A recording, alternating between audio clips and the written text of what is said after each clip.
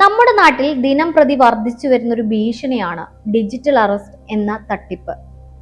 നിങ്ങൾ ഏതെങ്കിലും നിയമലംഘനം നടത്തിയിട്ടുണ്ട്, അല്ലെങ്കിൽ നിങ്ങളുടെ അക്കൗണ്ടുകൾ ദുരുപയോഗം ചെയ്തിട്ടുണ്ട് എന്നൊക്കെ പറഞ്ഞുകൊണ്ട് CBI, ED അല്ലെങ്കിൽ പോലീസ് ഉദ്യോഗസ്ഥരെന്ന് പരിചയപ്പെടുത്തി ഒരു വീഡിയോ കോൾ വരും.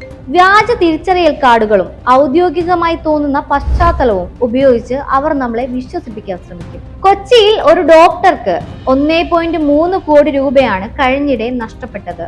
അതുപോലെ കള്ളപ്പണം വെളുപ്പിക്കൽ കേസിൽ അകപ്പെട്ടിരിക്കുന്നു എന്ന് വിശ്വസിപ്പിച്ച് തമിഴ്നാട്ടിലെ ഒരു റിട്ടയർഡ് എഞ്ചിനീയറിൽ നിന്ന് 30 ലക്ഷം രൂപ തട്ടിയെടുത്ത കേസിൽ മലപ്പുറം സ്വദേശികളായ 3 പേരെ അറസ്റ്റ് ചെയ്തതും റിപ്പോർട്ട് ചെയ്തതും കഴിഞ്ഞിടെയാണ്.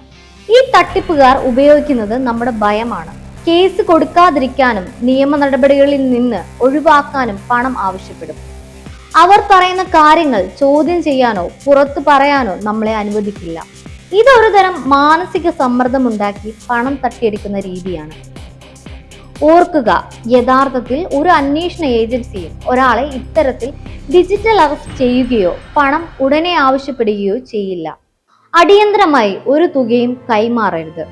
ഇത്തരം കോളുകളോ വീഡിയോ കോളുകളോ വന്നാൽ ഉടൻ തന്നെ അടുത്തുള്ള പോലീസ് സ്റ്റേഷനിലോ സൈബർ സെല്ലിലോ അറിയിക്കുക.